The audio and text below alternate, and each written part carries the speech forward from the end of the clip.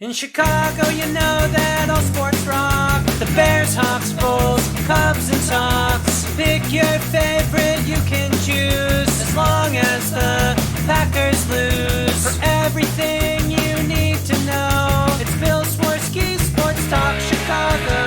Bill Swerski Sports Talk Chicago. Hey everybody, welcome to another edition of Bill Swerski Sports Talk Chicago. This is your hosts, Alex and Sean. On this episode, we're going to be talking about the first full week of Major League Baseball for the Cubs and the White Sox. Going to be talking some Bears pre-draft, a little Blackhawks, a little Bulls. But first, I'd like to thank our sponsor, the Rockford Ice Hogs. If you're not familiar with the Rockford Ice Hogs, they're the AHL minor league affiliate of the Chicago Blackhawks. What does that mean for you? You get to see the stars of tomorrow today at family-friendly, affordable prices. The season is wrapping up soon, so make sure you head on over to icehogs.com, get yourself a hat, shirt, jersey, tickets, and more. Tell them Swerski Sports sent you. Alex, my friend, how are you? Good for the most part, but my meatball brain is taking over right now, unfortunately. As we're recording this, the Cubs just split a doubleheader with Cleveland. Okay, you look at that in a vacuum. You know what? Doubleheaders are hard to sweep, right? Yeah. Yeah, and so you're like, okay, you split a doubleheader. That seems pretty standard. You scratched and clawed your way to a 1-0 win. And then this afternoon, you look like you are going to sweep that doubleheader. Sixth inning, Dansby Swanson, it's a 2-run home run. You're up 3-0. Cleveland hasn't hit anything. And you're thinking, hey, all right, we're going to leave Cleveland 5-4. That feels a lot better. And then the bullpen comes in and just shits the bed. And I want to say that I understand it's hard to manage a bullpen in a doubleheader because you have so many guys that could throw so many innings and whatnot, so many pitches. So I understand that, but I have held on to the Ben Brown thing for a long time, and man, I can't do it anymore. I can't do it anymore. No more. I can't with this heads or tails bull crap. One outing he looks great. The other outing he looks disastrous. In high leverage situations, I can't do it anymore. And it was a breaking point for me today and wanted to make me punch a goddamn wall. I shouldn't be this worked up on April 5th. But Meatball Brain is taking over. I am. Because you gave away a game you should have won. And you don't want to dig yourself a hole while the Brewers will never fucking lose. And the Reds and the Pirates, man, does their young talent look good on those teams. Again, I'm not saying the season's over. I'm not saying it's all doomed. But don't make this harder than it has to be. For the first, how many games are we in? 9 now? This has been a very mediocre team. Very mediocre. It's only a small part of the season. So this isn't a proclamation. But I'm going to call it as I see it. This has not been a good start. You've had a pretty favorable schedule, too. You're not playing the Yankees. You're not playing the Dodgers. You're not playing the Brewers. You're not playing the Mets. You played the Nationals. You played the Angels. And you played a meh Guardians team. The Guardians always seem to overperform, but usually at this point right now, you're not too worried about the Guardians, and you lost 2 or 3 to them. And you didn't particularly look good in any of those games, but you scratched out one win 1-0 because their offense was even worse than yours is right now, and that's saying something. So I'm just letting off steam after a bad loss. Okay, all right. I just feel like I need to get that off my chest. I'll let you talk for a little bit. Oh, I don't disagree. Between Brown and Webb today, that was just a brutal, what, 2.5 innings, 2 2/3 innings. Yep. It was just absolutely brutal in a game in 2 straight games. The doubleheader. In the doubleheader, they had 17 innings of at bats and couldn't hit anything for 14 1/3 of them. Yep. Just absolute nothing burgers. And Those little over 2 innings just absolutely sunk that game. And, they mounted a comeback, but it was just too little too late when two outs, a rally with 2 outs in the ninth, and, you get one home and have runners on first and third. Like, there's just, you're not the Dodgers. You don't have the murderer's row. You've got, you know, Hap hitting a single. I was like, oh, that's it. I'm not going to count on Carson Kelly to get a single too. Batting fourth. Stop doing that. Stop batting Carson Kelly fourth. Sorry. And honestly, like I'm okay with batting Miguel Amaya fourth. He's been the hottest hitter on the Cubs. He's the one who drove in the game-winning run the first game. Yeah, been the best hitter for the Cubs so far. And I will say, the Cubs so far, the bats have been cold. It's been bad. It's been really bad. And I mean, there have been a few times where like I think Alex Bregman has gotten kind of unlucky at times. But Michael Busch hasn't been hitting since the first two games. Mm-mm. Ian Happ was on his way to a historically bad day, but then he hit the home run and the RBI single, so there was something there. PCA's been He hasn't been slugging. Matt Shaw, he'll have his moments, but there hasn't been really any consistency there yet. Carson Kelly is hitting like a veteran backup catcher would, so you can't expect the world there. Nico Horner's been the one who's been hitting.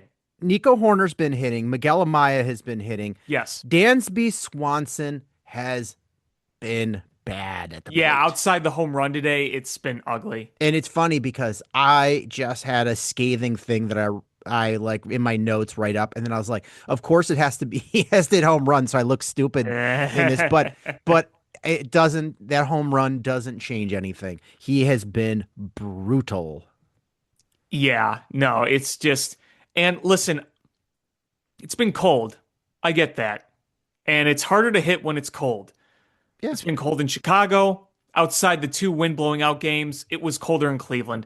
But the at-bats were just not good. Just not good at all from a lot of these guys. And we know how this team is.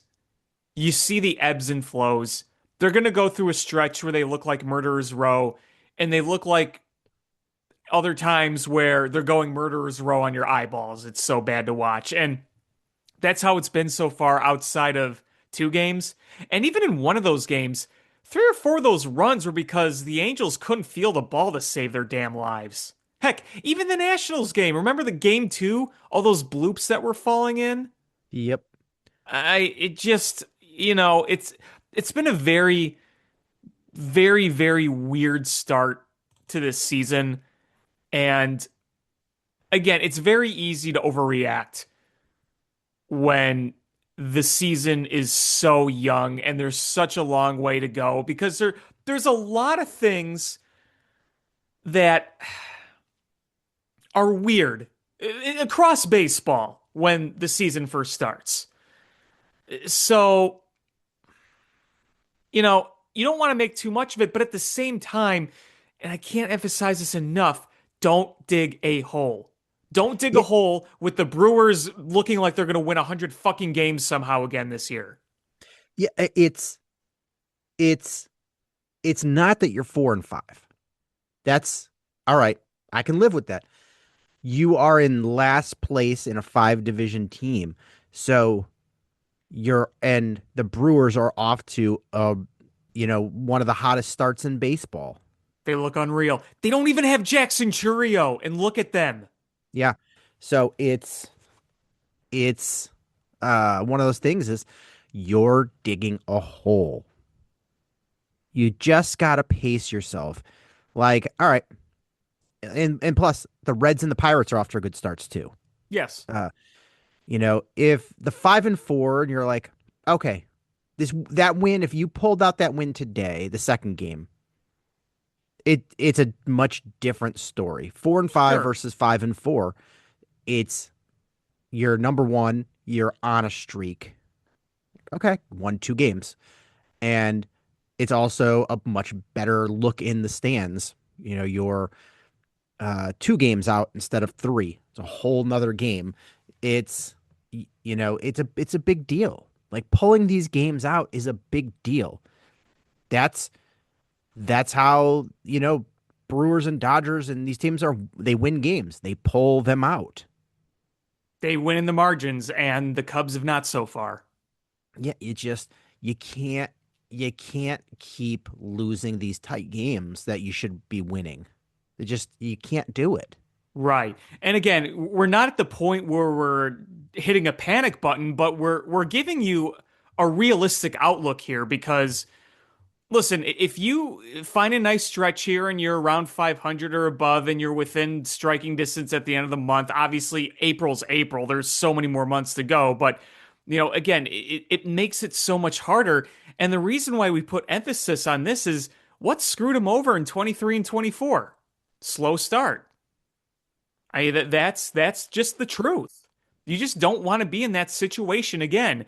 And look, like I said, any given day you can win or lose to any team. I mean, look at the we'll get to the White Sox and the Blue Jays, but look at some of the other teams out there. I mean, there are other teams with big expectations with slow starts. It's not making or breaking anything. But like I said, what I think is most annoying is because you had a soft landing. Oh, the Nationals and the Angels at home? 5-1, 4-2 at worst. You end up going 3-3. Not catastrophic, but not ideal. You just lost a series to Cleveland. You're 4-5. It's not DEF CON, but it's just like, man, this isn't the greatest start that you were hoping for. And things are going to get more difficult. So you just you just have to get your shit together sooner than later. And there's a difference between, you know what, they're just losing some weird games, but your offense hasn't looked good. Your bullpen is looking a little shaky. And I know we go through this every April and they usually figure it out, but you just don't want to lose too many games because of that early because you don't get these games back. Like that's the thing is you might not win or lose a division title or postseason spot right now. But you don't get some of these games that you lost back against these inferior opponents. That's where you look at it and you just kind of grumble a little bit. Right. And it's also frustrating is I know he's young, but Moises Ballesteros has not looked good. No, he's looked a little overwhelmed, and it was pretty clear that he wasn't going to be getting at bats against those lefties against Cleveland. So yeah, I'll give it a little more time, but I think there is a realistic thought where you can say, you know what, he's got options. If you send him down and call up Kevin Alcantara, who's killing it in AAA right now, and maybe you play him in right and DH Suzuki when he comes back on Friday, and then you say, hey, Michael Conforto, why don't you go retire? Yeah, Michael Conforto has been a bust. I think that tank is just he's what 32 now. I mean, That that play in the outfield was it atrocious. ended a no hitter. It was the only hit Cleveland had that whole game. And it should have been a pretty routine fly ball. Like, Yes, I mean, there's misjudging it. I don't know what it is he did. I don't know Like either. it's almost, I mean, like it's like he was looking at something that he thought was a ball and it wasn't the ball because he was beated up for catching an easy lazy fly ball and then it just went like 30 feet past him over his head. You're like, what the hell were you doing? Yeah, very very weird. But yeah, I mean, it just what he's shown you in these first 9 games or whatever is like, yeah, I mean that tank just looks completely empty. Yeah, and I would bring up Alcantara and send down Ballesteros, and I'm not writing him off by any stretch.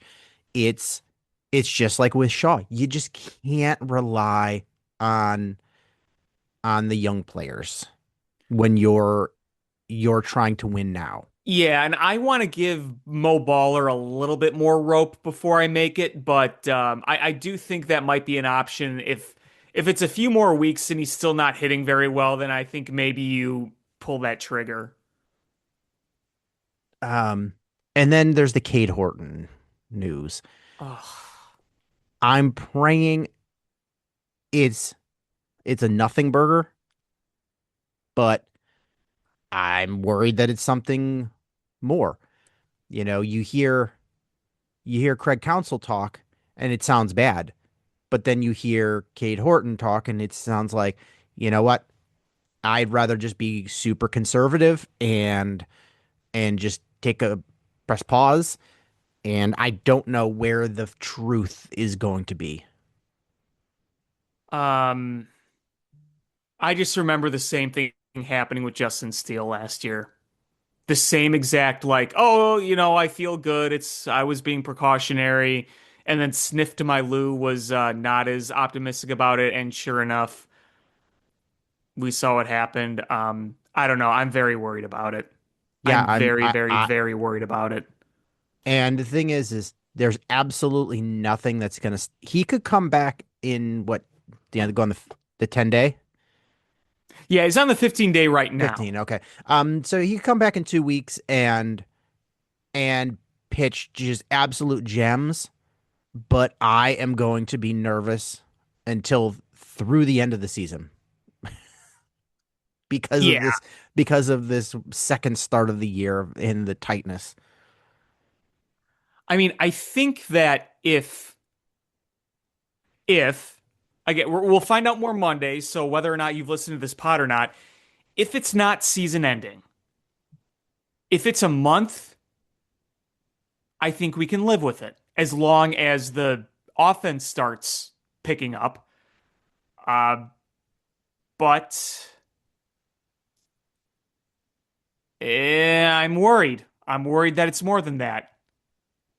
It's a burger of some kind. It's not a nothing burger. It's just is it a tiny little slider or is it a 10 layer 10 patty burger that's going to clog our arteries and kill us? That tastes like vomit. That's the question. I don't know. And like I said, I'm just going to be really nervous until we have and know what? There's literally nothing that's going to make me not nervous. If he's out a month and he comes back and like I said, he pitches great, I'm going to be like, "All right, when's this other shoe dropping? This other shoe is just dangling. I see it. It's ready to drop." And The I just giant the giant boot with cleats that are like metal spikes just hanging over your head. and here's what's going to happen is it's just to piss me off. He's going to come back after a short stint.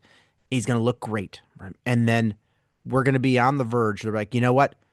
Justin Steele has been pitching simulation games and just throwing, absolute gems up there. He's going to make his season debut. That's when Cade Horton's going to go down. We're going to be like, oh, glimmer of hope, son of a bitch. You know why? Because we're Chicago sports fans. Yeah. It seems like, and again, 4-5 is not like the worst record in the world, obviously. We've seen much worse starts by the Cubs in the past, but it feels like just nothing's in sync right now. Everything just feels like it's just a little bit off. Like Alex Bregman is just nanometers off of breaking out. It looks like some of these bullpen arms, I mean, the walks, it's like they're just missing, but they're not getting the chase, and it's ending up in walks. It's like there's nothing in sync there. And I'm not really one to badger Craig Counsell about lineups, but again, I don't love Ian Happ batting third. If it's every now and then, it's whatever. But three Ian Happ, four Carson Kelly, more often than not, and it just doesn't work that great. I don't know. But with Seiya Suzuki coming back, you hope that's a big boost for the offense because you're going to need it. You need some power. Luckily, they finally showed some power in the second game, but you weren't hitting a lot of home runs before that. And again, the cold was part of it, but you want to see a bit more of that slug and the gap to gap stuff. Yeah. And I'm going to be honest. We pay Craig Counsell a whole lot of money, and I'm not saying he's bad. I'm just saying is we haven't been getting the boost I thought we would get from having Craig Counsell. I know what you mean. I'm pretty pro Craig Counsell, but here's the thing. Like, I like Craig Counsell as my manager. I was so excited when we got him, but I find myself, I'm like, yeah, I like it. There are certain aspects that I really like about him, but there are other times where it's not even the in-game stuff. I think that's a really good culture in Clubhouse, but I think he's a really smart dude. But again, I don't know how to describe it, but because sometimes I think it's overblown, like, oh, he doesn't show a lot of emotion out there, blah blah blah. Like sometimes I think that's overblown, but there are times when I look at Counsel and I'm like, it just some of the how do I describe it? Is laissez-faire the right word? I'm not really sure, but I don't know. It just sometimes I feel like it's just kind of robotic. You know what I mean with him? Yeah, and I don't care. Like I don't care. I don't need the showmanship or any of that. I No, just no. I just want to see, we were told that he just is a magician with the bullpen, and the bullpen hasn't been good since he's been here. Well, I will push back. Remember last year? It was good. It started off bad though. It did, but they figured it out pretty quickly. And I'll say this in defense. How often do we see this with any team where a bullpen just isn't shaped up the way it ends up being shaped up in April? It happens a lot. It's kind of part of the game. What's frustrating is sometimes I feel like they rely a little too much on playing the mix and match and see what works and kind of sacrificing games to give it away to figure things out. But to be fair, even in 2024, when the bullpen was absolute puke chunks that cost you a season in April and May, it ended up stabilizing itself quite well with Counsell working through it. The problem is you had already dug yourself too deep of a hole. So that part doesn't bother me as much because it does get figured out eventually. But I do get your ultimate point, is what I'm trying to say. I just want more. I want there are a lot of there's teams out there like the Dodgers and that they just assemble like the Avengers team. And then but there's other teams that they manufacture a team. And we are a team that does spend a lot of money, but we should be able to manufacture to fill in the gaps. Right, and I think they've shown they can do that. The problem is that sometimes when they do it after they've lost too many games. That wasn't the case last year, but in the previous 2 years it was. Like it's like, "Oh, hey, you figured out this bullpen. You figured out this bench." The problem is that you dug yourself a deep hole. I just want to win. I just I, want to win. Me too. It's so frustrating. And hey, there's a long way to go. I'm going to go from angry to therapist. It's That's kind good. of therapist. There's a long way to go. And I I know that this offense is better than what they've been putting up. We know the backs of their baseball cards, and the backs of their baseball cards now in a small sample size don't match. They don't match. Also, there was a stat the other day that they lead the league in like or they're like in the top 3, top 4, whatever, of like hard hit percentage. And it's weird. They've had a lot of pop-up luck, but not a lot of line drive luck. And usually that stuff evens out. But I will say, for the first 15, 16 innings in Cleveland in this doubleheader, they weren't doing anything. Like absolutely nothing. So you just want this. This series was good if you liked infield defense. Yes. Yes. It was some good infield defense. You Yeah. know, shortstops getting balls deep in the hole, making the throw, like nifty double plays, first baseman getting balls the on the line. Like it was good outfield defense, maybe some to be desired, but the infield defense in this whole series, both teams was pretty darn good. Yes. Uh, After it had some weird moments in the series before, but yes, you are right. In this series, it did its job. I mean, Nico made a great play today to stop a run from scoring. um, so yeah, the season is far from over. I get it. It's a 182 game season, and we're 9 games in. We're not even 5% of the way done. It's a long way to go, but you've gotta you've gotta stay in the race. And I don't want to say it because then it just jinxes it. But look at the Yankees and the Dodgers. They're 7-1 and 7-2 starts. Uh, they're gonna even out. They're not gonna be playing 800 baseball all season. Hmm. Are you talking about the Brewers? No, I don't know. I don't know anything about the Brewers. Like they play in Milwaukee. I don't know what happens there, but I'm talking about the Dodgers and I'm talking about the Yankees. That they're not going to play 800 baseball all season. Eventually, they're going to run into an even out streak. And at the end of the season, they're going to be good and it's going to be, you know, upper 90s to 100 win seasons probably, but you've got to hang in there. So when they do run into a wall and a cold streak, the teams in their division can catch up. I don't know about the Brewers. Whatever. They play in Milwaukee. It is kind of sick we're talking about standings on April 5th. I totally get that. There could be people listening like, man, you guys are overreacting, and maybe we are, but I figured that Just hot starts are frustrating when it's not your team. yes, yes. And again, what gets me more than anything is the fact that you were handed a pretty favorable schedule to start off with. Yeah, but is what it is.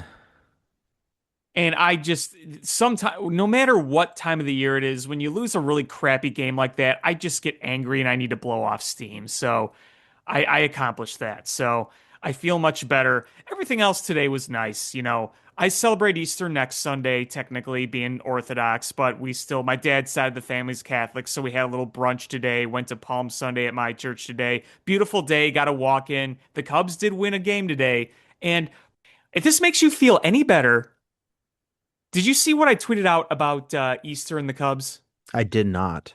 Okay, so no Cub team in the postseason era, so post 1969, 84, 89, 98, 03, 07, 08, 15, 16, 17, 18, 2020, 2025, never won on Easter. They either didn't play or they lost on Easter. All those postseason bound teams on Western Easter, not Orthodox Easter.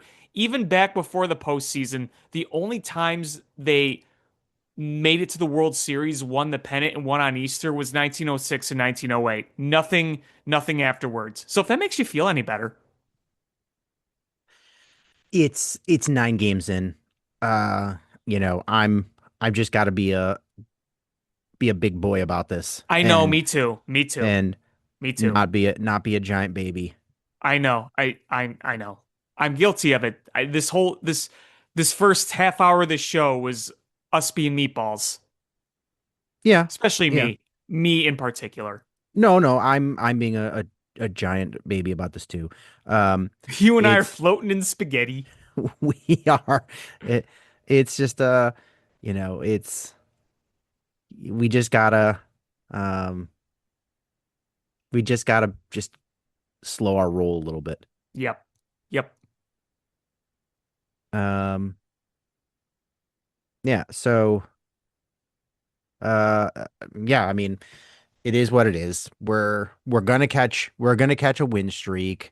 Um, you know, th- we're gonna surpass the Cardinals soon enough. I just we've got to stay within striking distance of everybody else. I mean, we are within striking distance of all of those, but it's just early on, and we're already starting to fall in a hole um behind the Brewers. And even if the Brewers win the division again and you get into the postseason a wild card, like that's okay. It's just again, I'm trying not to be irrational here, but I really do think the Pirates and the Reds are going to be they're going to be around. They might not win the division. They may fall short. There's a lot of young and experience on the Pirates, and we know the Pirates and Reds don't invest a lot of money in things, and that includes trade deadline. But boy, have you seen those starting staffs on both the Reds and the Pirates? Yeah. I mean, Chase Burns, Hunter Green will come back eventually. Andrew Abbott, Ashcraft, and then on the Pirates you got Paul Skeens, Bubba Chandler, and they just called up and extended their young phenom Connor Griffin, and they are red hot right now. And I know the Pirates tend to do that in the beginning of the season, but in years past, I would have kind of scoffed at it, but like they have some legit high end elite talent coming out. Like that is an upcoming team, and they are hungry to win. So you can't underestimate them. Oh yeah, I'm not, they're a really good team. And like I said, it's just that you've got to get their bats to where they need to be, but um they're a good team. Good team. Um so should we, since we're on baseball, should we talk about the White Sox? Yeah, it's funny. A few days ago, we thought we'd be going, oh, God, another slow start. But here they are sweeping the Blue Jays, the defending American League champions at home in their opening series. Something I don't think a lot of people expected, but for White Sox fans, a delightful surprise. Yeah, like I said, is you spoke it well, is going into this series, um, it was going to be a much different story. Uh, Gary was very upset, and I think at one point he texted me, "This team's not going to win another game this series or season," um, and it's they one series can change your outlook this early, and they played really well against Toronto. Started with that Friday extra innings win with Tristan Peters with the game-winning hit. The former Savannah Banana. Yeah. And Burke going six strong innings. Like, all right, cool. Great job. Great win. And, on Friday, I'm like, okay, that's a nice win. He won't get swept now. And then Saturday they had a pretty dominant win with Murakami and Montgomery hitting home runs. And you're like, all right. Now they're gonna win this series. What's gonna happen in this third game? And then, I didn't see any part of the game because it was Easter, but they did come out 3-0, and Martin threw six shutout innings. The combined six hitter shutout. Uh, You've got Murakami and Vargas and Montgomery all with hot bats. Um, and I while I still don't love the starting rotation they have, if you're going to be nervous about one part of your team, be nervous about the starting pitching because you've got the reinforcements. You're just gearing them up in the minors to ready to come Right. up. And so like if that's your Achilles heel, like you've got an answer. Like you have got like a tailor-made answer. Like this team is going to be a surprise team by the end of the year, I think. I think so too, especially with those young stud arms coming up and more other talent. And again, there's going to be ebbs and flows. There's going to be some good moments. There's going to be some really rough moments too, but that's natural for a young team where you're trying to figure things out and transition to the next phase. Because let's be real, the first six games, they looked completely terrible, completely terrible. But then you see what some of these young kids can do against the Blue Jays, and you say, okay, there's why there is some promise there. And if you want my opinion, I think one of the biggest takeaways from that series for the White Sox is they had long been the team making the mistakes that other teams take advantage of. Well, it was the other way around this time. They took advantage of a lot of bad mistakes by the Blue Jays, and that is what a competitive team is supposed to do. So I think that's a big step forward for them, is being able to do that. Absolutely. Absolutely. Um, so I'm loving the way this team is coming out and playing. Uh, it's it's it's really I mean they didn't get the start of the season that they wanted. No. But I mean Toronto is a fantastic team. So this is not a fluke. You beat them. And Yes. it's this hopefully is setting the stage for the confidence to be there. And we'll talk about this when we get to the Blackhawks, but winning is important for young players' development. Yeah, you need a taste of success. You need a taste of what it's like to beat legitimate teams in this league. It gives you confidence, it gives you experience. Mentally, it's just so big for you. Yep. So it's these victories are important for your development for these young players. So good on them. Good on the coaching staff. And good on these young players. And, as you start bringing up some of the players from your minor league system, awesome.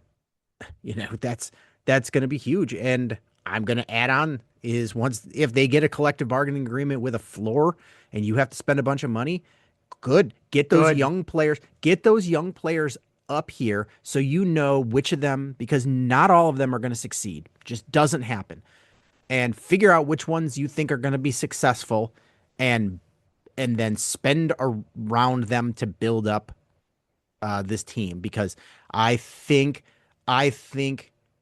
your GM, I will never not agree with this. He failed up to be the GM, but he is taking advantage of that opportunity, and I think he's doing a good job considering the constraints that he has as under Jerry Reinsdorf. Yes. Yeah, I mean, I think the big thing for him was being able to identify some of the things he could get back in trades. And again, it's not all perfect. It never is. And there are times where you do legitimately scratch your head, especially with some of the moves early on where like I thought the Eric Fetty trade and like the other trade with Michael Kopech, like those didn't look as good, but I think you're looking at some of the more recent moves and you see the vision. You're like, okay, you understand where the value is in some of those moves. And, I think once you draft Rock out of UCLA, that's going to boost things a real bit. I mean, that's a must take, obviously. So, you just got to trust this process that'll work. And, nothing's guaranteed, but I do think there really is reason to be optimistic. Um, I mean, I think so too. Uh, I'm trying to keep an even keel on this, Right. and it's I'm a Cubs fan, but I'm rapidly growing to enjoy the White Sox. Um, my family and I are planning to go to several White Sox games, mostly because they have really good giveaways that I like. Uh, but I've been wearing a White Sox baseball hat. Not a it doesn't say White Sox, but it's all black and it's got the CHI on there because I like the black hat. But I'm very much enjoying the White Sox. But as a Cubs fan that is appreciative of the White Sox, it's a lot easier to stay even keeled on the ebbs and flows of a long season because I can appreciate the things and be able to step back from an emotional level. I can't with the Cubs. No, I know. Look how meatball we sounded just a few minutes ago about the Cubs, and you know what I mean? I mean, we sound like when you isolate audio from Ron Santo. I'm gonna jump. That's so true. it's a lot easier to just sit back and like look at the White Sox and just appreciate it. And they've seemed like they've got a hit with their Japanese player, and uh you know Colson Montgomery was ended the season last year really well, and he's looking to build off of that. He's playing well, and um Vargas as a guy that I thought was a placeholder at third is, is hitting really well. I think he's like 850 OPS. You're like, okay, maybe he's a dude, going forward. So it's starting to piece all this stuff together. And again, there's a lot of room on this team to improve. A lot. It's part of the process. Like, you could theoretically upgrade all three outfield positions with Yes. with Yes. ease.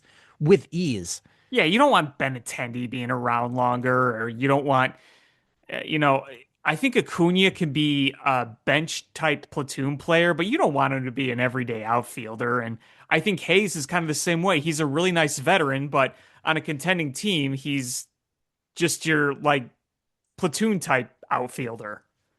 Yeah, like there's like I'm not I'm not married to any of these outfielders. Like you could start from scratch, uh and there's that opportunity. So there's room here, but you're building a nice base there, and in doing so without spending any money, which is insane. Right, exactly. Um, so yeah, good on the White Sox. Appreciate that. Should we move to the Bears? Sure. Uh, let's see. Um, we got some news this week that I'm really upset about. So I'm really glad is George and the whole Bears entourage flew to New York to talk to Roger Goodell about the comp picks for Ian Cunningham becoming the GM of the Atlanta Falcons. And Roger Goodell almost immediately shot them down Such bullshit. because Roger Goodell's a bitch. Well, I can't I give it to you now. I'll look weak. I so bad. You know the South Park Cartman song, Kyle's mom's a bitch. If I had any sort of skills, I would just edit that to just say, instead of Kyle's mom, it'd be like Roger Goodell. So Roger Goodell's a bitch. He's a big fat bitch. He's the biggest bitch in the whole wide world. Like I Monday is a would bitch on Tuesday, he's a bitch on Wednesday, Thursday, he's a bitch. just to be different. Sundays he's a mega mega mega bitch. Bitch bitch bitch bitch bitch bitch bitch. He's a stupid bitch.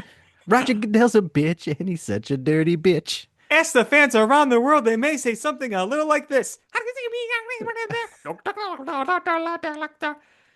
Oh, that is so funny.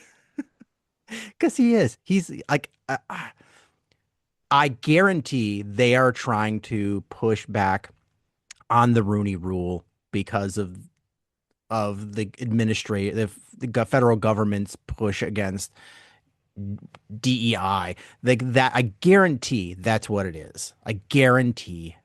And this became a big thing. They're going to push back on it. The Bears were never going to get those picks, and the NFL is weak. Roger Goodell is a weak person. And I hope whoever the Bears draft in the first round, when Roger Goodell goes to give him a hug, they just give him the double bird and walk around him. Man. It pisses me off. The Bears should have those 2 third-round picks. I really think it changes the calculus of how this team gets built. Absolutely. I mean, third round picks they might not be top 20 picks in the NFL, but they sure as hell have a lot of value and a lot of A lot of potential. value, and where the Bears are in that third round, or where that other third-round pick would be, is it it builds on like where they're drafting there is you're looking at a linebacker and your future safety. And both of those are positions that aren't important now, but they're going to be important next year or the year after. And you, as you're trying to build this long-term machine to keep being a contender, that's what you need to do. And that right there is based on the way that I sort of see the draft board falling is center and linebacker, maybe cornerback. You're not drafting starter with that spot. You're drafting a starter for next year Right. or a key backup this year. Yeah. Or if someone just falls to you in that spot that you can't refuse. I mean, there are a number of different ways you could look at that, but I mean, these comp picks, like I said, a third round pick being a comp pick, like that is insane value. And it And I pisses me saw off. somebody on maybe The Athletic, they commented on the article, and I was like, I would have lived with it if they said, we're going to compromise with you and give the Bears one comp pick. Fine, fine. I will live with that. They deserve to. I would live with that. They save face. The Bears still get something. Uh, if I'm George, I I write a really, really big, bad, angry op-ed piece in my purplest of purple crayons. And when it comes time to renew Roger Goodell's position in his contract, if I'm George, I say no. I say no, and I bring that up. Read the note. Purple crayon. It's purple crayon on like that kitty yellow paper with the lines on it. George pulls out a piece of paper and he snaps his fingers at his secretary. Purple crayon me. The secretary comes over. It's in like a shiny like tin box. Do you remember those like old school mechanical pencils where it just like had a piece of plastic with the little piece of lead, and Oh then you yeah. pushed it at the top, and then Yeah. it pop out? Like he's got that with crayons. He loads a regular size purple crayon into a much bigger crayon, and then when that one gets dull, he puts another one in the top, and it pushes the next one down. I had this specially designed for me. Crayola sent this over to me. They said I was their biggest fan of purple. I'm the number one purple boy. No, but seriously, it's bullshit. Because it was what? It was George McCaskey and Kevin Warren, right? That flew over. And uh, Ryan Poles. And Ryan Poles, right? Yeah. But Ben Johnson wasn't there. No. See, Ben Johnson would have ripped his shirt off. oh yeah, Ben Johnson would have put the fear of God in him. It would have been awesome if like the Atlanta Falcons team, like their folks came over, because I think Arthur Blanks is one of the big minority hiring guys. Like if He Arthur is, Blanks yeah. would have come like and been like, no, I'm telling you as the guy, I'm the one who made the decision with how this structure work as the owner. That would have been awesome. Oh yeah, absolutely. Absolutely. Yeah, but you basically Roger Goodell shot a major hole into the Rooney Rule. So anything he says about the league being diverse and their initiative to keep diversity, he lied. He straight up lied because he put a giant hole right through the middle of the Rooney Rule. Well, listen, you should be diverse. You should be hiring with diversity in mind, but if the Rooney Rule is going to be this screwy, then why the hell do you have it? Yeah, I mean, you just shot a hole in it. Might as well just get rid of it. Right, get rid of it and just do a good job of hiring diverse and qualified people.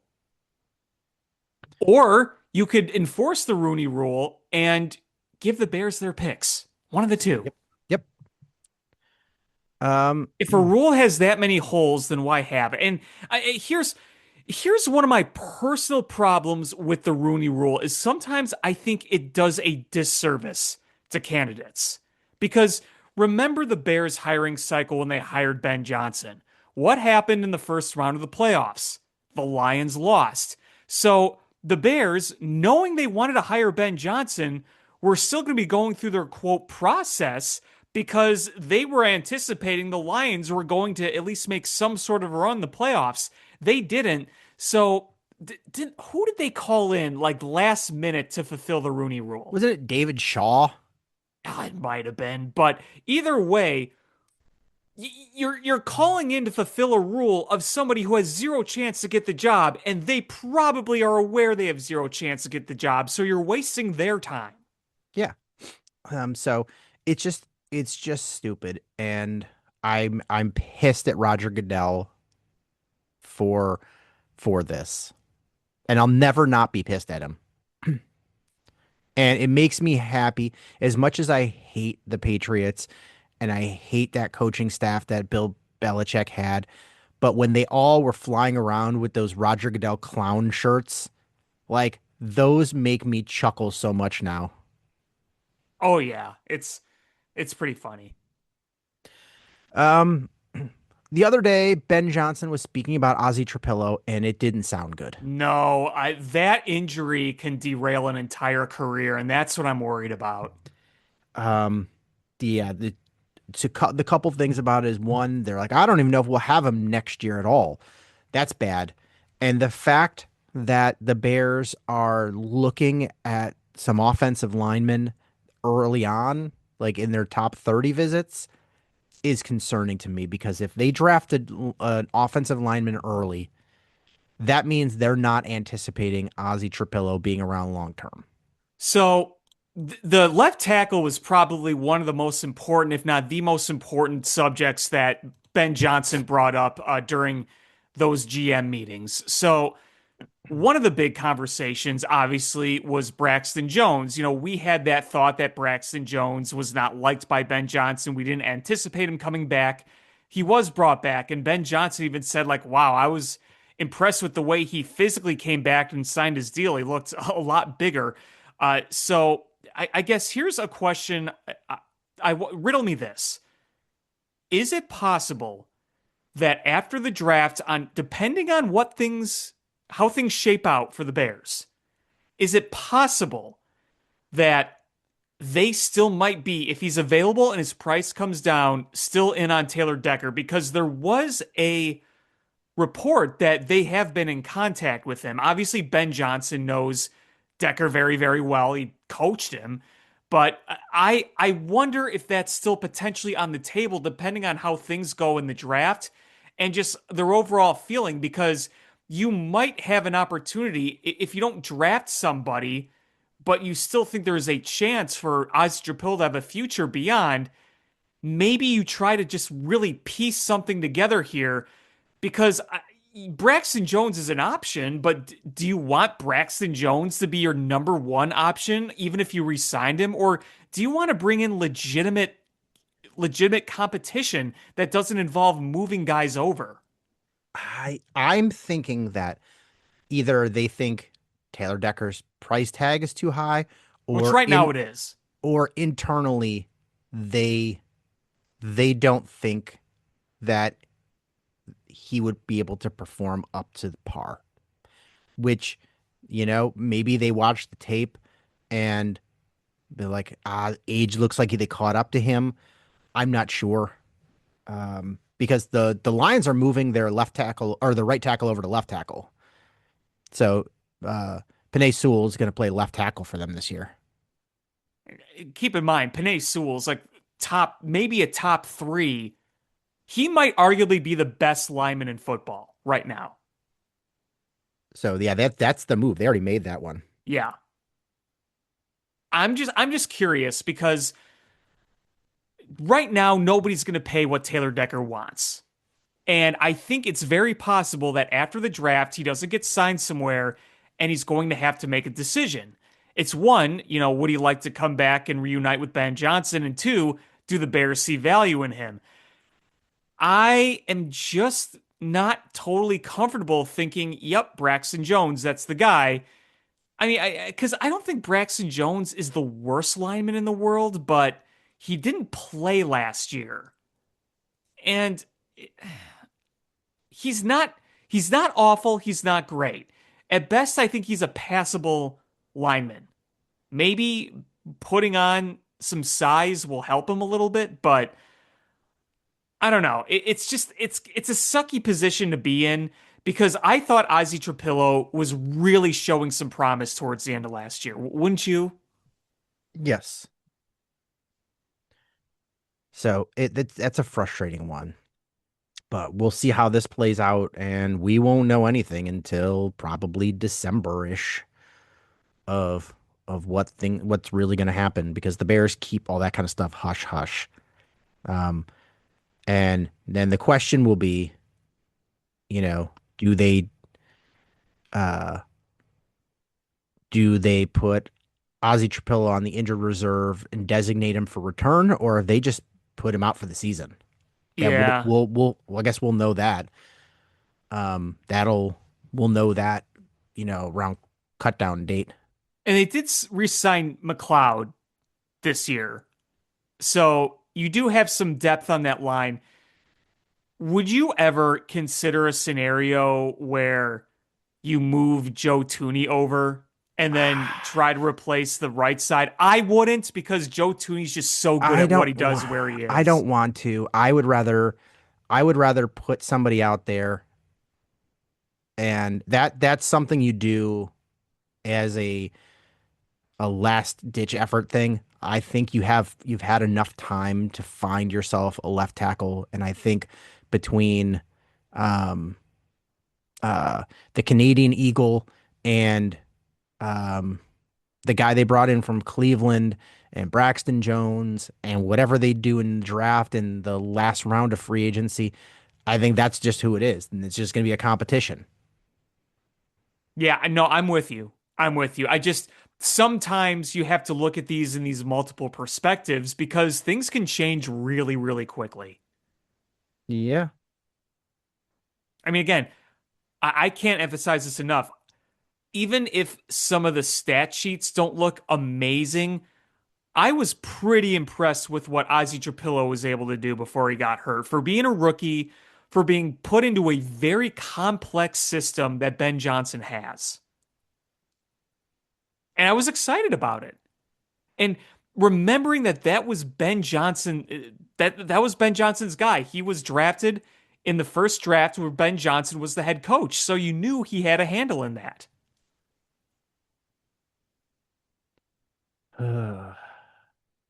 There were a few other things I want to bring up with Ben Johnson. Did you hear him talk about the wide receivers and the drops and getting more guys open? Yeah, I did. Um, I think that was a shot at Roma Dunze a little bit. And frankly, I think he needed it. Yeah. I mean, he's got to get open. He's got to catch the balls when they come to him. Yeah, Luther Burden, this is Luther Burden's offense uh until Roma Dunze takes it. right.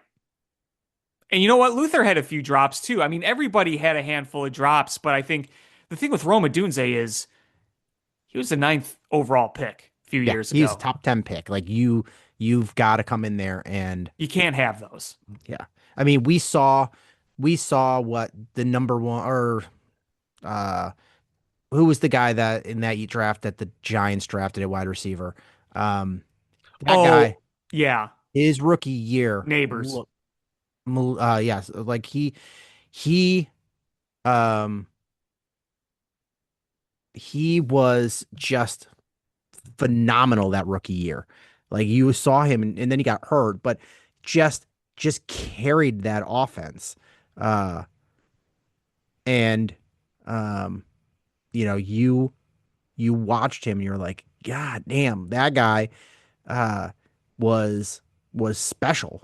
And um and that's what you want to see. It's what you don't expect a rookie wide receiver to come in um uh and just be elite from day one, but you want to see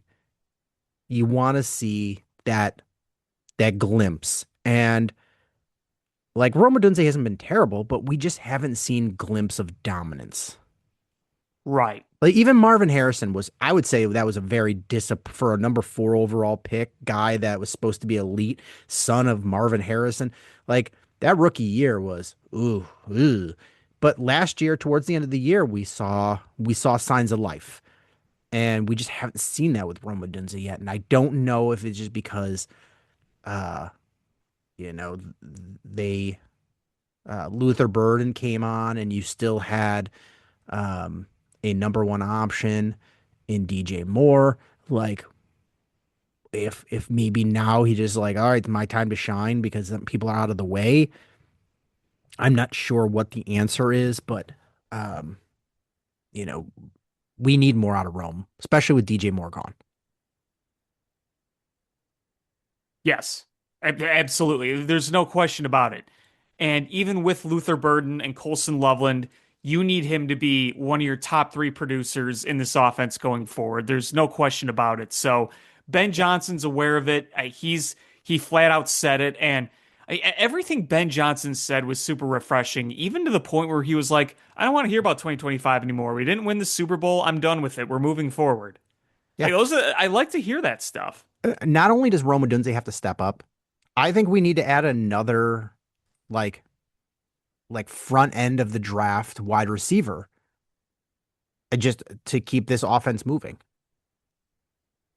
Um, and hearing the whole offensive staff talk about like, the staff that was returning, but the new staff when they watched the practice film from and what happened on Family Fest, and they went, "Oh my God, this is the team that, almost went to the NFC Championship game." They were on this team looked like it was never going to win a game all season. I was at that family fest. There was a lot of crap. I Yeah. mean, a lot of false starts, a lot of weird snaps, just some miscommunication. I was there. I saw it. So, the expectation is when you come in next year, you better come in at a much higher level and then develop from there. Because Right. even at the end of the season, that offense like was not cooking. In fourth quarter they were. If you could apply that fourth quarter offense for 4 quarters, it doesn't matter what the defense looks like. You're going to win a whole lot of games Yep. because that offense is going to put up points. If you could put that magic, that Caleb Williams, 2-minute magic across 60 minutes, this team is going to be a dominant force. And your defense is going to get better because every team's going to be playing from behind. You're not going to have to worry about them gashing you with the run and stopping the run because being behind multiple touchdowns is going to stop the run. Yeah, exactly. Um, which speaking of stopping the run, that's I think that's the hallmark of what this defense has to fix. And I was looking at more advanced metrics on defense of the teams last year. And uh I'm seeing it in the stats. Teams teams that um are able to stop the run are much, much better off at getting pass rush than um teams that uh are better at rushing the like you It all stopping the comes run down to the trenches. you stopping the run makes life so much easier for you to get um you know production from the passing downs and your pass rush rules. Like it's absolutely uh important. So, and a couple reasons. One is when you stop those early downs, like we all know that uh that the longer the down and distance you have to get to first down, the longer it is to get there, the higher the the likelihood that a sack is going to occur. That just that is like literally every stat shows you that across, aggregated across the season is if you're in like a 3rd and 7 or longer, you are much, much more likely to sack the quarterback than if you are 3rd and 2. Just an absolute fact, you know.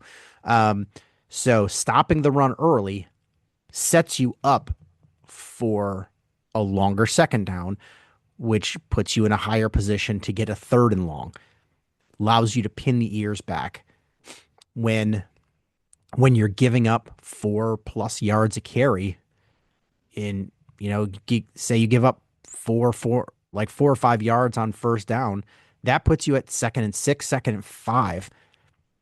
You're already, underwater in being behind the 8 ball because they can still run the ball on second down. They could go to a passing down.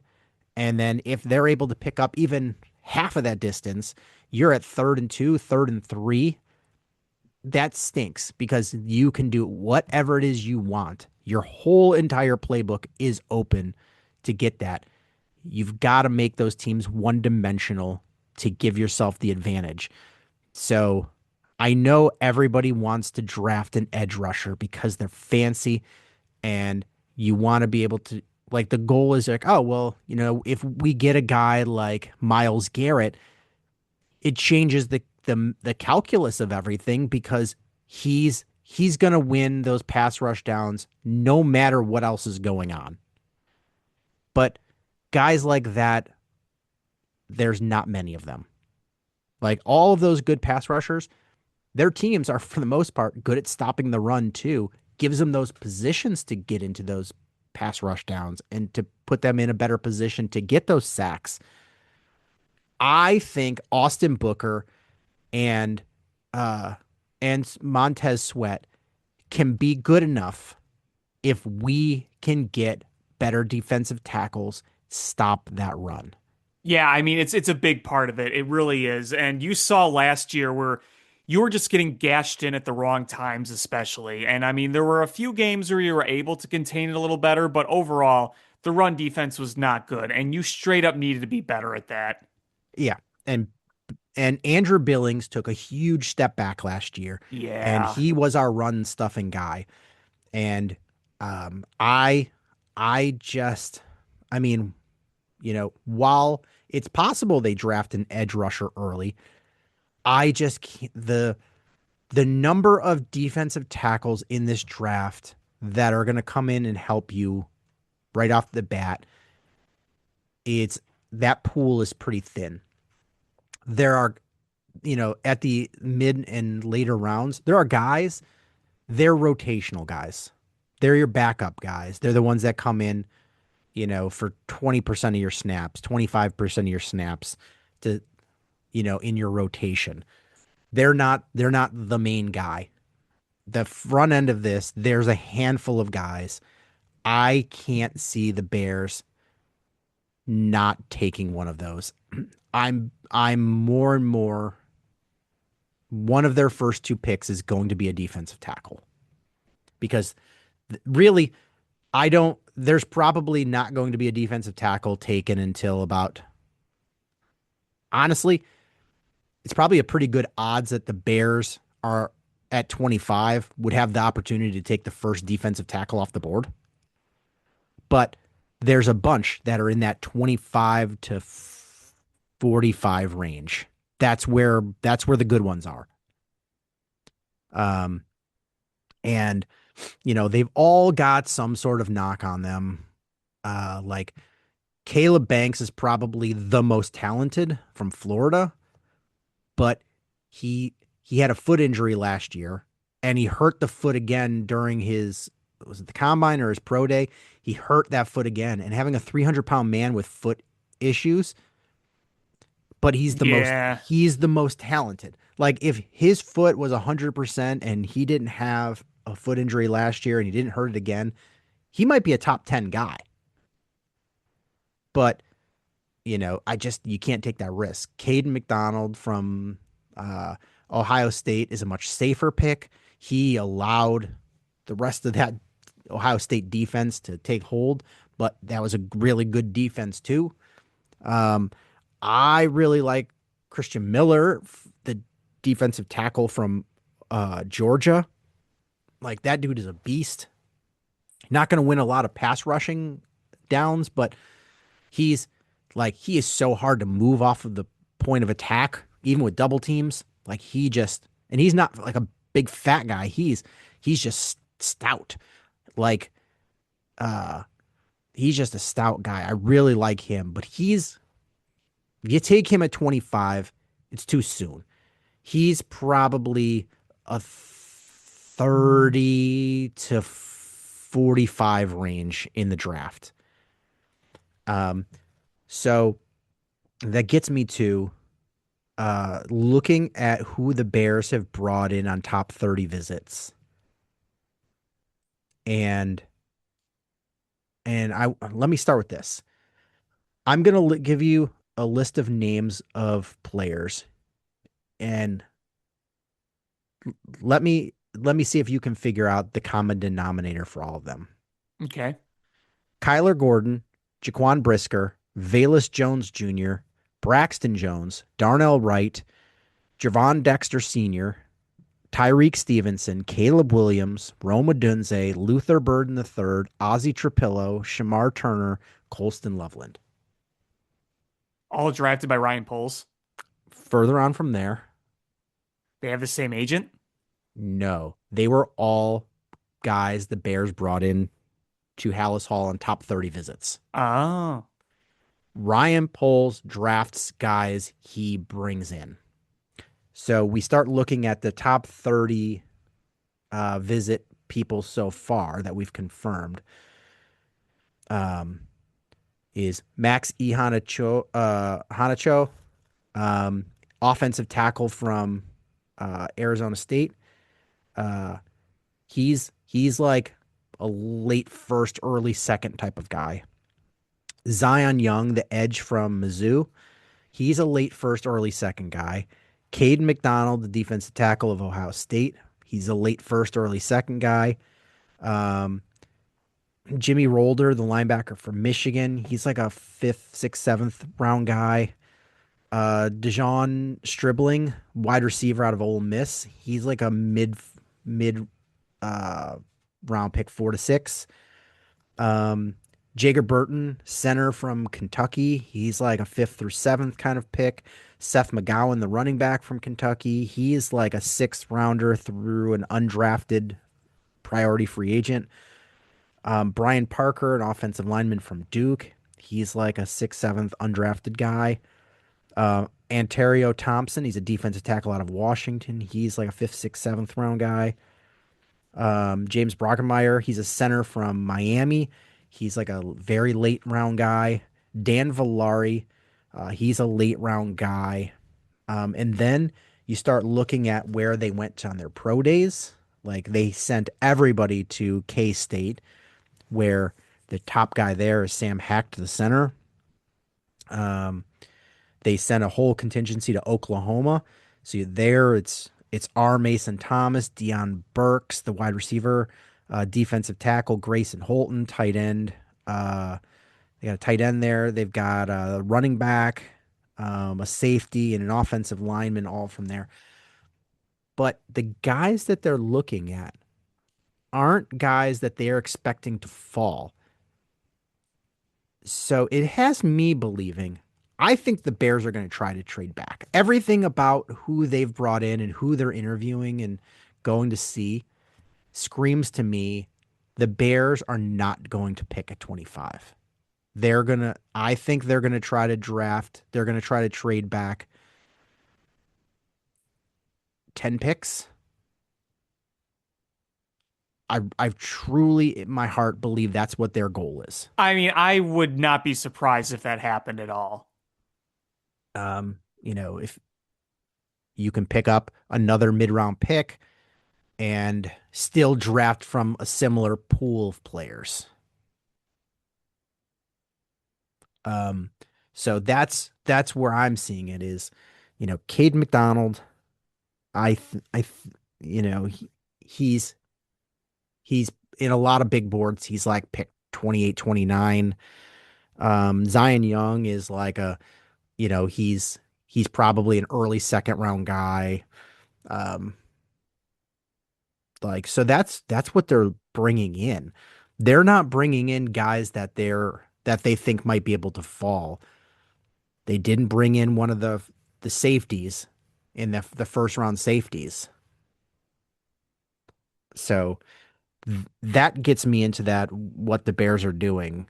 Uh, is it just everything screams trading back. And that Dan Villari one where they brought him in, he's a tight end out of Syracuse. That guy, uh, he reminds me, he's like a gadget guy. He came into college as a quarterback and converted to tight end. So he's a gadget guy. He's a lot like the guy from the Saints, Taysom Hill. Hmm. He's like much like a Taysom Hill, and like he's probably going to be a sixth, seventh round pick, maybe even undrafted player because he doesn't really have like anywhere as a home to be a your regular starting guy. He's a gadget guy. But man, if you could give the Bears and Ben Johnson a gadget guy, Yeah, I think he would love that. oh my God. Just I could just see him in the laboratory drawing up plays for a gadget guy. Beep, boop, And boop, beep. he's like, let me throw out, Cole Kmet and Colston Loveland and Dan Villari out there and watch the defensive coordinator for the other team just have a conniption fit. Nah. You're like, what defense are you gonna put out here? I'm gonna beat it. I want to give Ben Johnson every tool imaginable. Like honestly, I don't even give a shit about the defense. Like I just want Ben Johnson. Give Ben Johnson whatever he wants. Like just give him a top wide receiver, give him a gadget guy, give him a running back. I give him a left tackle. I don't care. We'll figure out the defense. Just give Ben Johnson every opportunity to create a juggernaut on offense. Forget defense. Score 60 every game. Essentially, yeah. Just, I mean, honestly, is you look at some of these teams like you know, the last few years of Andy Reid and the Chiefs, oh, they made these big plays, but it's their offense is just so good that the defense they don't need to be good all the time. They just need to create a couple of opportunities in a game and then it makes them look like superstars. And when you have like that team just unstoppable at certain points on on offense, it makes the other team go, shit, we're gonna have to just throw all the time. And then you're like, oh, okay, you're gonna throw all the time. All right, that's gonna make our defense look a whole lot better because we're just gonna blitz. We're gonna have pin our ears back and rush the quarterback. And then it's the run is the equalizer. The threat of run is the equalizer. And if they know you're just gonna pass because you're behind, like the threat of the run and the you know the run fake, like the play action, like doesn't even matter, doesn't even register. You tell your defense, like if you're the coordinator, you tell your defense, don't buy on the play fake. Play the pass the whole way. And if they do run, meh, we'll deal with it. Just play the pass and make them have to, you know, run the clock out by running the ball. Right. Uh, I know that's crazy and that's like Madden talk, but like, you eventually got to build the defense. But man, it would be fun for a team that has been starved for a good offense for a long time just giving Ben Johnson every weapon he could have in his wildest of dreams. Yeah, that would be awesome. Um, yeah, so we are we are about a little over 2 weeks away from the NFL, Coming and quickly. it is coming real quick, and I love it. I'm so excited for the stupid draft, and I I like it mostly because after pick one, we don't know what's going to happen. We don't know. No, we don't. And, I'm starting to think the Jets are going to go with Arvell Reese, the edge rusher out of Ohio State. But if they don't, then that just changes the whole draft for everybody. Because I think most teams are kind of prepping for that. Like, okay, Mendoza goes first, Reese goes second, and then it puts the Cardinals on the clock at three. Is which way are they going to go? Are they going to go defense? Or are they going to go offensive line? And um, the Bears honestly need a run at offensive linemen and wide receivers to have somebody fall to them. And, you know, looking at all these mock drafts, like I've seen some people put offensive linemen in the first round, and I can't see that. The way that they have the competition for left tackle, I just if you tell me one of your second round picks or a third round pick or a fourth round pick for an offensive tackle, I'm not going to argue with you. At 25, you've got bigger needs. I think Braxton Jones can be serviceable. That's what you hope for. That's the hope. That's what you hope. I mean, that's what Braxton Jones is hoping for because he wants a payday. Right, exactly. If he plays well, that guy's whole entire lineage is funded. Like his whole family never has to work again. Oh yeah, I mean if he plays well this year, he's going to get a real overpay day because that's what happens with free agent linemen is they get paid a shit ton of money on the market if they're coming off a valuable season. So yeah, he's extra motivated. There's no doubt about it. Because he like even this year, like his contract is like super incentive laden. Like so, if he doesn't play well or if he gets hurt, like sure, it's a lot of money. It's a couple $1 million, but I think if he doesn't play well, I think it's like 5 million, and that's not life.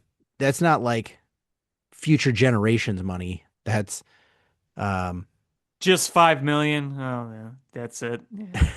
I mean, that's like regular person a lot of money, but that's not, oh, my kids won't have to work or I can buy a big mansion because you're probably, like if you don't do well this year, you're signing probably $1 million, $2 million contracts going forward. Sorry, Uh, son, we can't afford platinum encrusted steaks. We'll only get gold encrusted steaks for Easter.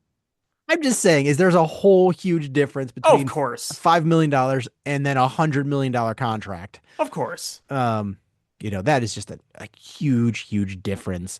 Uh, you know, any one of us is like, man, if I had $5 million, that would be huge. But, like a big chunk of that's going to go to taxes because he's making it in 1 year. And then a chunk is going to go to his agent. And, you know, uh, and, and then you're like, okay, I'm going to earn money. If you don't make that big money right off the bat, like it's, you're like, crap, I'm going to go year to year contracts here from now on if I'm not great this year.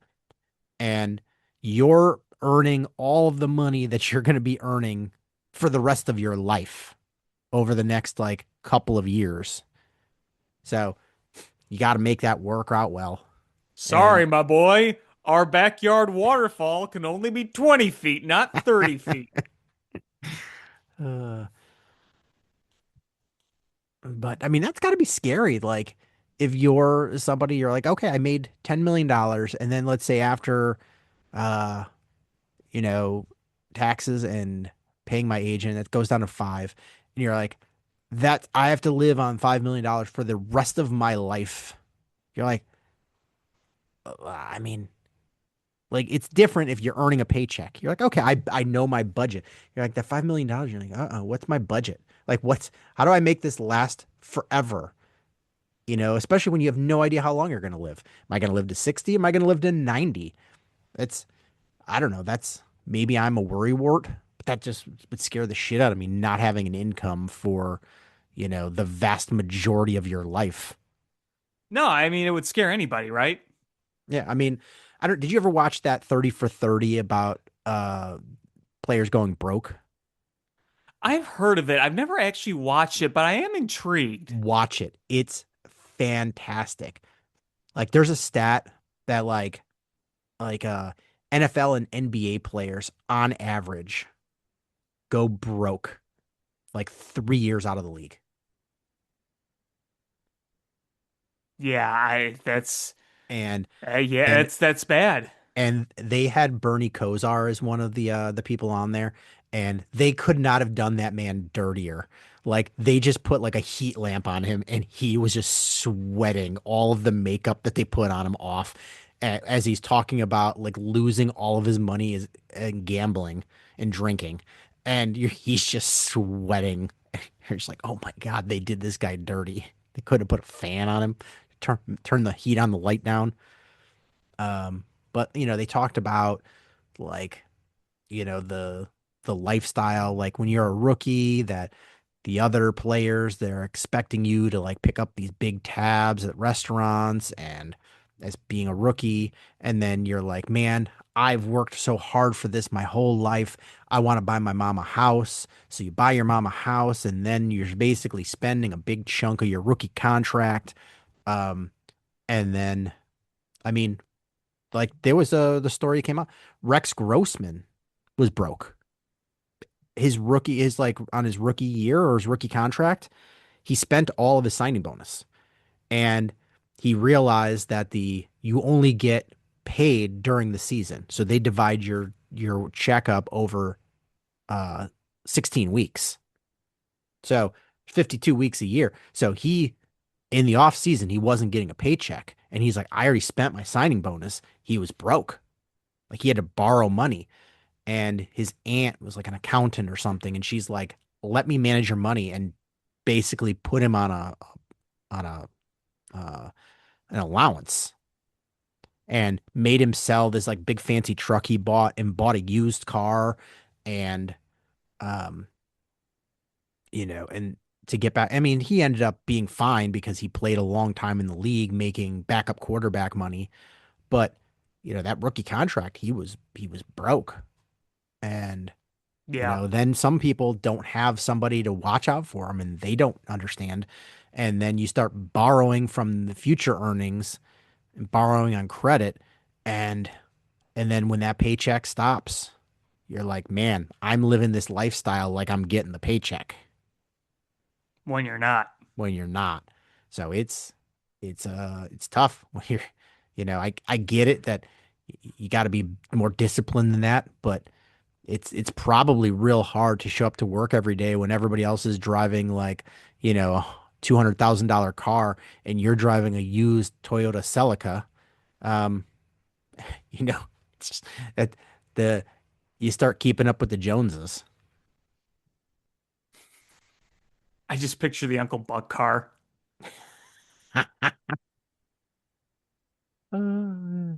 Wherever ducks when it backfires. Speaking Big of Uncle Buck, explosion. uh, his girlfriend in the movie just won an Academy Award. Oh, she did. She won it for that movie Weapons. She won a Best Supporting Actress. Really? Good for her. Yep.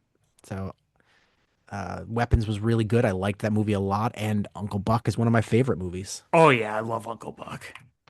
Man, good for her. I did not know that. Yeah. So yeah, Bears, it's lying season, but we know patterns with Ryan Poles, and so I expect we're gonna see some of these guys that in this top 30 visit. So um it's I'm going to guess defensive tackle early, offensive lineman late. It's my prediction here. And also they did a private workout during the combine with Keon Rutledge, the guard from Georgia Tech. They wanted to see if he could do offensive or center drills. He's a guard, so clearly they're thinking about him being able to convert to being a center. So that's interesting there too. And fact that they did that, they sent a big pro day to one of the arguably the number one ranked center in the draft, and like another like you know probably the fifth or sixth best center in the draft. They brought him on a top 30 visit. I really think that they're expecting to draft the center of the future in this draft. Yeah, I think so too. Um, want to talk Blackhawks or Bulls? Can we just get the Bulls out of the way? I mean, every day they continue to egg in the face, and now we're hearing rumors that they could be making a big change, which I'll believe when I see. But can't this can't this team just not be any worse? But they Um, somehow find a way to be worse. They're so such a joke. so they stink, but they're terrible at stinking. So I wrote in my notes they suck at sucking because they're still the ninth worst team. Even after all of these embarrassing 30-point losses, they're still the ninth worst. So they're like at that point, they've got 4.5% to get the number one pick and 20.3% to be a top four. I did like eight tankathon spins, and every single one was either 9 or 10. Like that's where your odds are. You're going to draft ninth or 10th most likely. Um, I mean, the good, they screwed that before the trade deadline. Let's be real. That was already screwed. yeah. But we have a scenario now that just sort of popped up. They might get Portland's number one pick this year because it's lottery protected.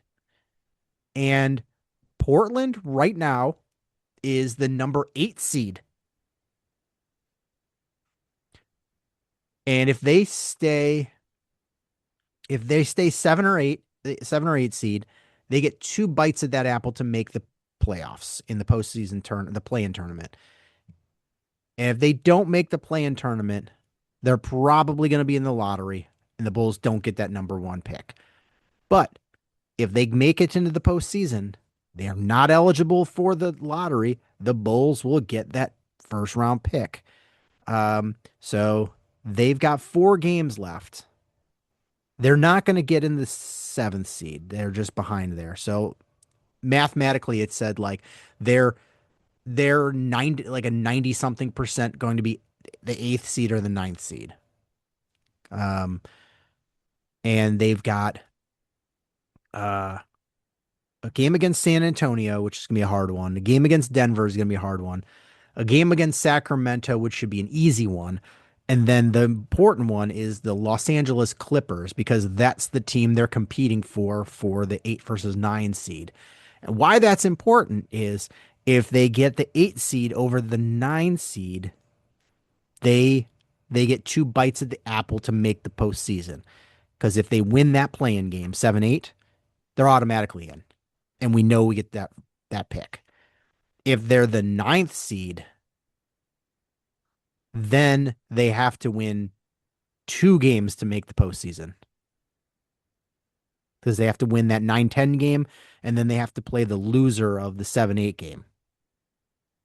So it makes it a whole lot harder. So that fingers crossed that they get that 8 seed because they get 2 bites at the apple. They only need one to win 1 out of 2 games.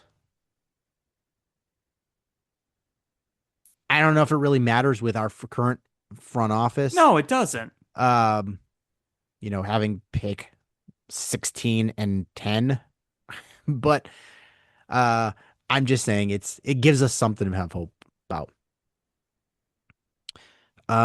But the other thing is the whole Jaden Ivey situation. Very strange.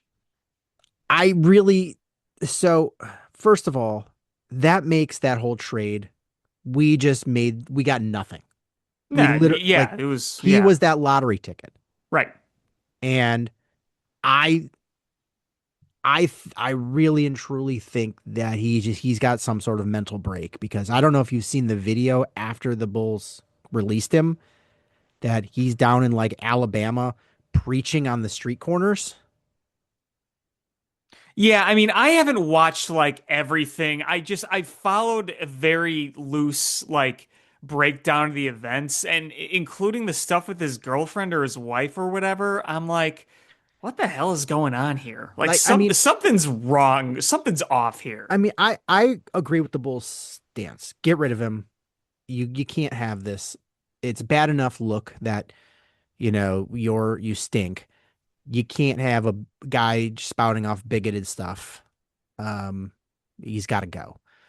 But man, that dude is like something snapped in his head. Yeah, there's something very weird going on. And like I said, at the end of the day, I mean, first of all, you hope that he could get the help that he needs with some of these issues. But I mean, it's just another egg in the face of the Bulls. I mean, honestly, the Bulls have been an embarrassment. Just an Yes, absolute. I mean, this front office staff is the worst in the NBA. Like they're the worst. hard to argue. It's you can't. And I saw somebody post an interesting comment is at the end of the season, Steve Kerr is a free agent. What if you brought Steve Kerr back to run basketball operations? Not coach, to run the basketball Do you really operations. think he'd want to work for Reinsdorf? I don't know. I don't I see mean, it.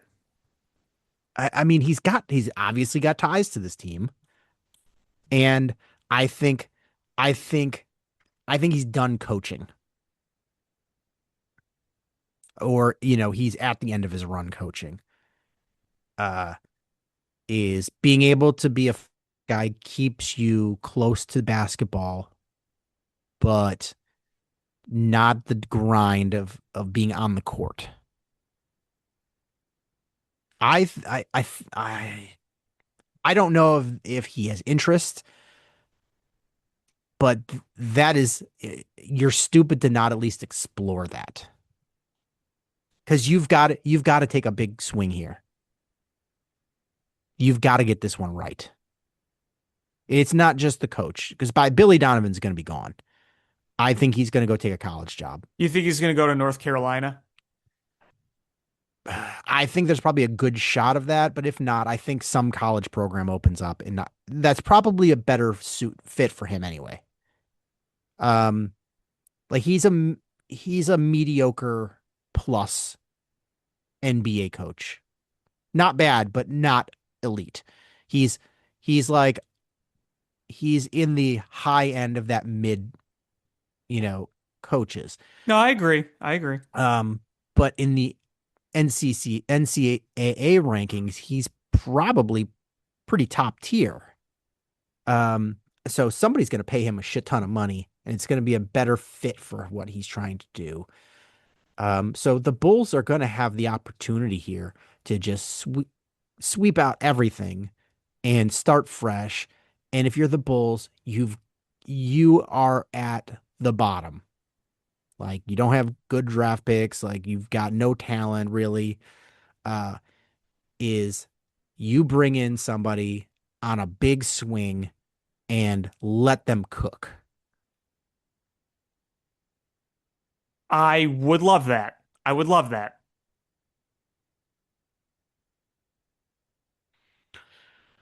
But we'll see.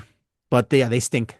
They lost another big one, and Giddy didn't play, and Buzelis didn't play, and um, the only thing I enjoy now is being able to watch Mac McClung play, who won another G League MVP.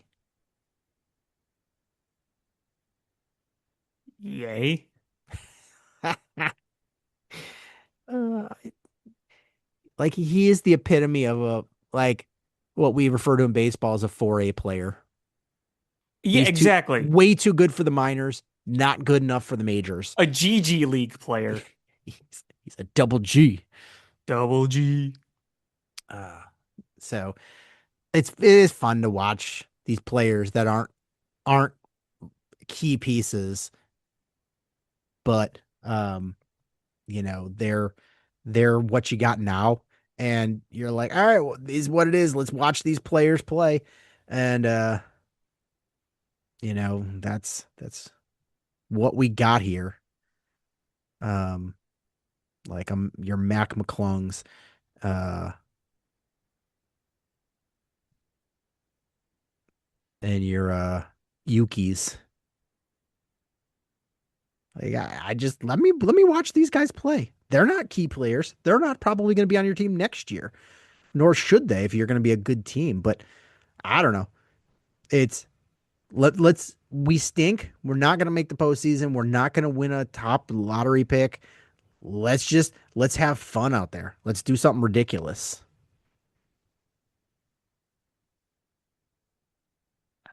I just until I see it, I won't believe anything. Uh,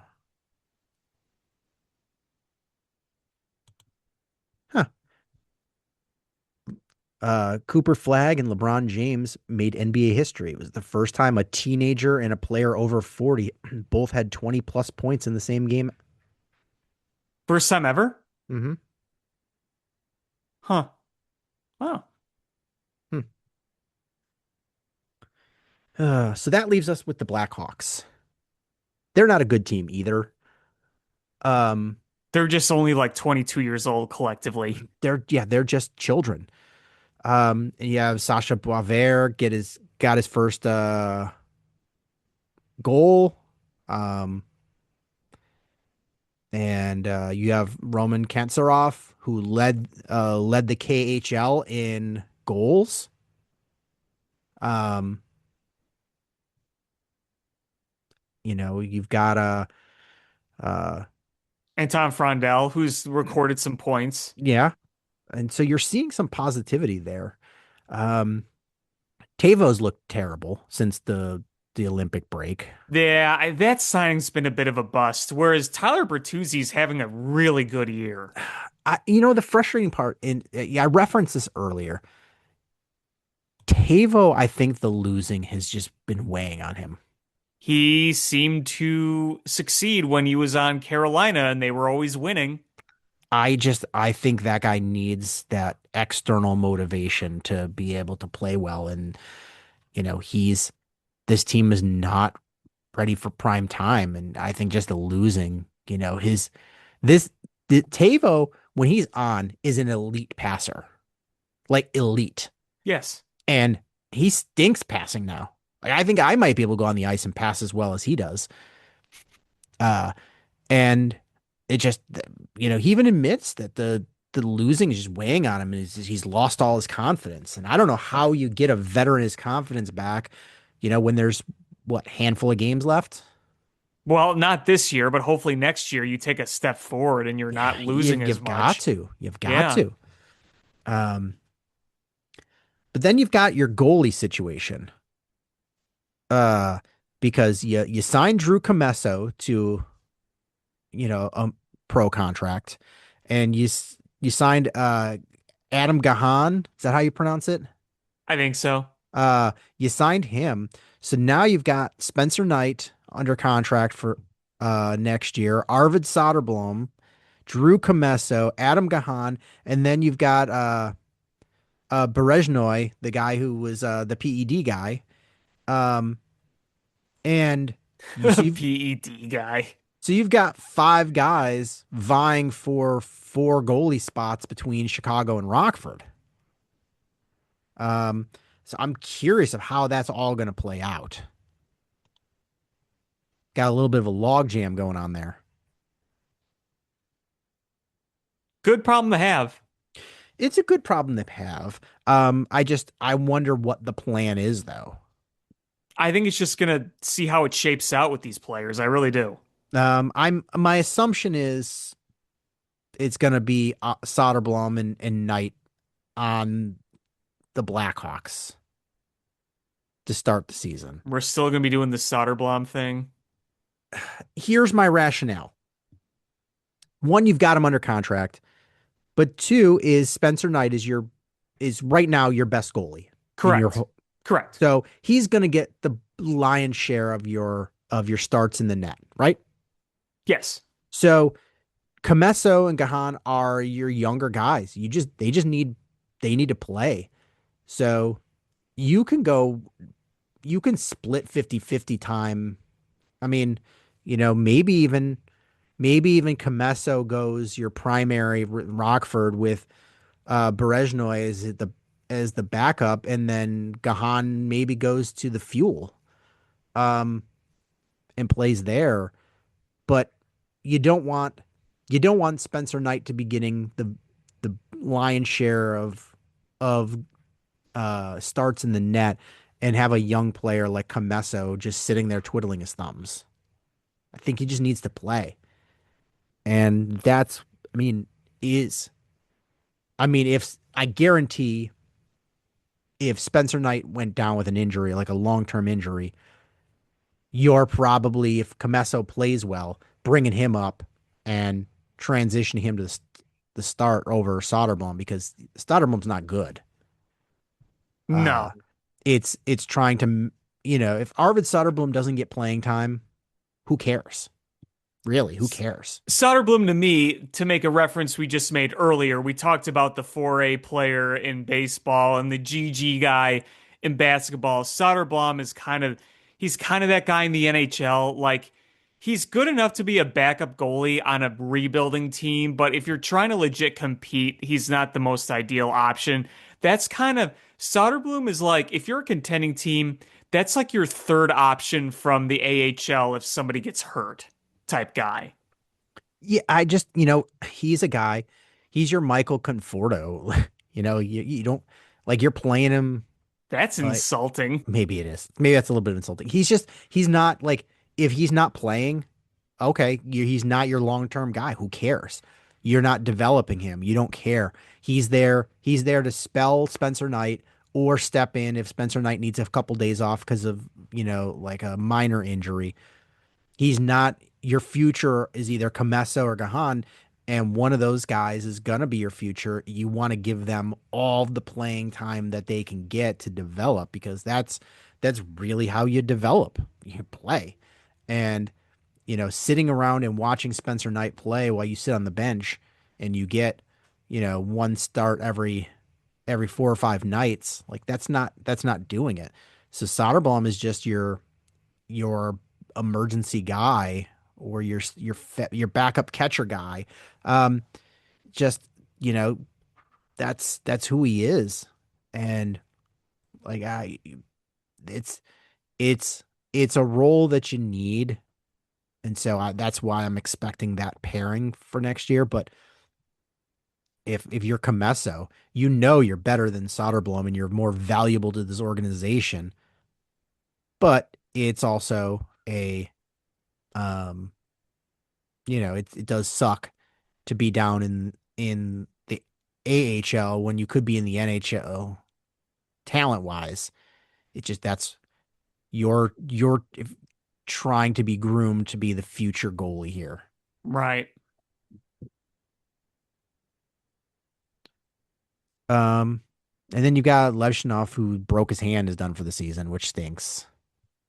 Not going to impact Yeah. him long term, but you just like to see him finish the season Yeah, and absolutely. get that extra playing time. Is that's it's a point I keep wanting to hammer home is when you've got a whole bunch of really really stupidly young players, they've got to play.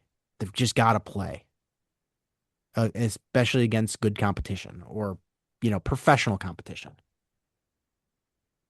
Right. Ugh.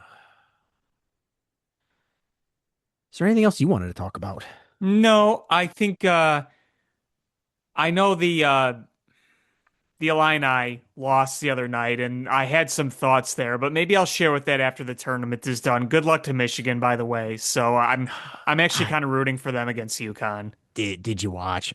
I think I and a lot of other people thought that the Michigan Arizona game would be the de facto national championship game. Yes, yes. And Michigan just bitch slapped Arizona. They did. They did. They dominated. I know there was a early, like it was like 27 or 26-21 at one point, but that game started off like 15-1 and then it just got worse. Like Arizona their head coach Jess was like, we just got manhandled.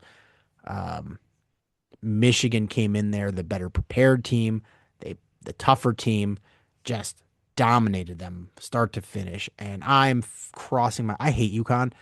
I am praying that Michigan just bitch slaps them too and gets this national championship. Yeah, because honestly, I felt good about Illinois going to the championship. Obviously didn't happen, but I didn't think they were going to beat either Michigan or Arizona. So it's a bummer, but oh well, they had a hell of a run. But yeah, I thought Arizona was going to go all the way, but after what you guys did them, I know Michigan's good, but wow. I was really hoping Illinois would have beat UConn because for me, having both Illinois and Michigan in that final game, it didn't matter who won. I'm a Big Ten guy, except for Ohio State because I hate them. So I'm gonna root for Big Ten. We are so close to having the Big Ten championship. I know. We were so close to having 3 out of the 4 Final Four teams being Big Ten, and then having an all Big Ten national championship. Like that would have been so awesome. But you know what? At the end of the day, you only remember the champions. So if Michigan can pull this out, Big Ten, the best conference out there. Yep. Well, that's going to do it for this episode of Bill Swerski Sports Talk Chicago. I want to thank everybody so much for listening. Please hit subscribe however you listen to podcasts, whether it's iTunes, Stitcher, YouTube, Google Play, Spotify, etc. Share this podcast with your friends, help grow the show. Follow us on social media at Swerski Sports, Facebook.com/Swerski Sports, SwerskiSports.com, or Swerski_Sports_podcast on Instagram. Shy Fan Pat 2 for Alex on Twitter /X, AlexanderJPatCreative.com for all the cool stuff that Alex does. And again, thank you all so much for listening. And until next time, bear down. Cubs win! What a lucky break! The good Lord wants the Cubs to win! We thank Ditka and God for all they have provided. Cubs win! Cubs win! Cubs win! Oh, I don't want her. You can have her. She's a Packer fan. She can't fit in my van. And she looks like Remember, New Yorkers, smoking crack is not legal on planes. Bears 31 to -7. the Bears. Oh, when the Bears go bearing down